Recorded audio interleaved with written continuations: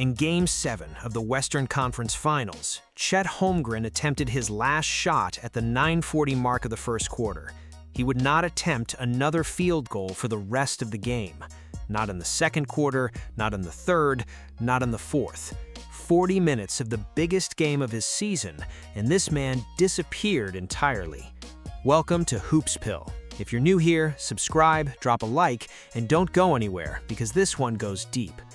Now, before we get into the wreckage, we need to rewind and understand exactly how we got here, because the Spurs and Thunder meeting in the 2026 Western Conference Finals was never just a basketball series.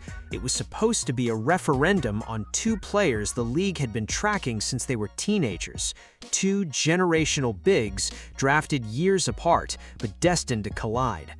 Victor Wembanyama and Chet Holmgren. And for years, people wanted to frame this as a rivalry, wanted to believe the gap was smaller than it looked.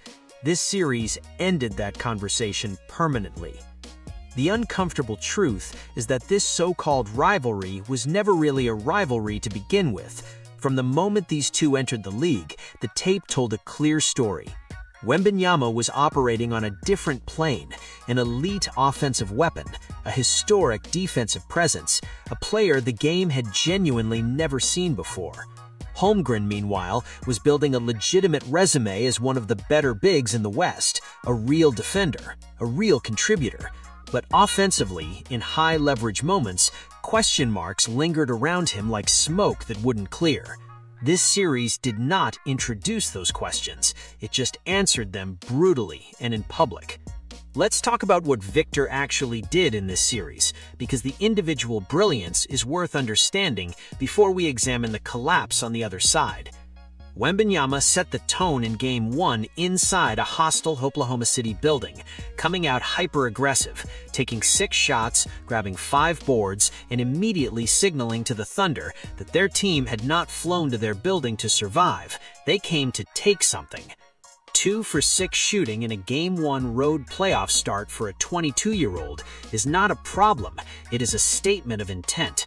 What the Spurs needed from their star was aggression, not efficiency, and he delivered exactly that.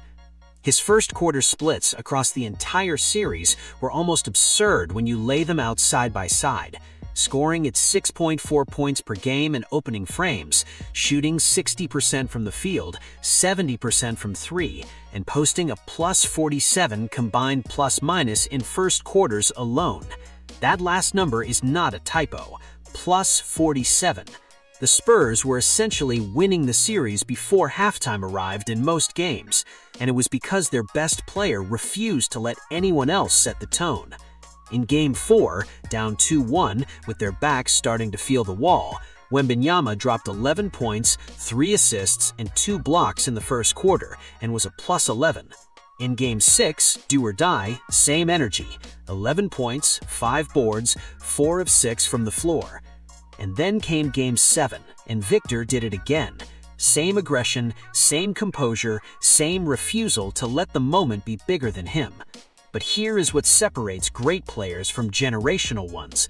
It is not just what they do when things are going well, it's what they do when the entire weight of elimination is sitting on the first possession. Wembanyama does not flinch. He does not look around for permission or reassurance. He walks onto the floor and immediately makes the game about him, and that is a skill that cannot be coached or manufactured. You either have it, or you spend your career proving you don't.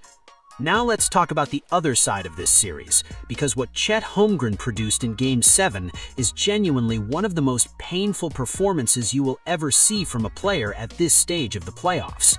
1 for 2 from the field, 4 points, 4 rebounds, 2 turnovers, and more turnovers than made field goals in a conference finals elimination game. To add full context to how unusual this is, only 2 players in conference finals Game 7 history have ever logged 30-plus minutes and finished with under 5 points. The first was Scottie Pippen in 1990, going 1 for 10 in a game where he was visibly broken mentally and physically. Chet Holmgren just became the second name on that list. What made the performance even harder to watch was the body language. There is a version of a bad shooting night where a player keeps competing, keeps hunting shots, keeps demanding the ball even when it's not falling. Those nights are forgettable. What Holmgren showed in Game 7 was something different. A player who mentally checked out while still physically present on the floor. After that first quarter attempt that did not fall, he stopped asking for the ball. He stopped asserting himself. He became a ghost wearing OKC's colors, taking up space without occupying it. His second half stat line reads like a typo. 0 points, 0 shot attempts, 0 free throw attempts, 0 assists. In the second half of a Game 7, your co-star had a blank line across every single offensive category. And that's where the Wembanyama-Holmgren comparison stops being about basketball skill and starts being about something harder to fix. The talent gap between these two is real, not insurmountable. Wembanyama is a generational player, a genuinely once-in-a-decade physical specimen with a 10-foot wingspan on a 7'4" frame, and you cannot manufacture that. But the mental gap, the difference in how these two players respond when the lights get brightest, that is a canyon. Victor leans into pressure. It seems to sharpen him. Holmgren, at least in this series and in this game, ran from it. And you cannot build a championship team around someone who disappears when the margin for error vanishes. The matchup problems were real and documented, and it's fair to acknowledge that Wembanyama is simply an impossible cover for almost anyone in the league right now. You cannot run Chet at him defensively without accepting damage. You cannot ask him to anchor the pick and roll against someone who can shoot over any screen from anywhere on the floor and also has the burst to attack closeouts. The structural problems were genuine, but here's the thing.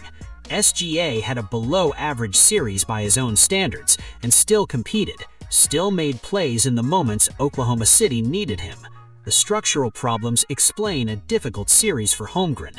They do not explain that second half. Now the financial reality lands on Thunder fans like a slow-moving wave because you can see it coming and can't stop it. Holmgren's max extension kicks in and builds through the next several seasons, eventually climbing to over $54 million annually. That's max player money. That's franchise pillar money. And after this series, the Thunder have to sit with a real question about whether Chet is built for that role, or if he's a complementary star who needs the right structure to succeed.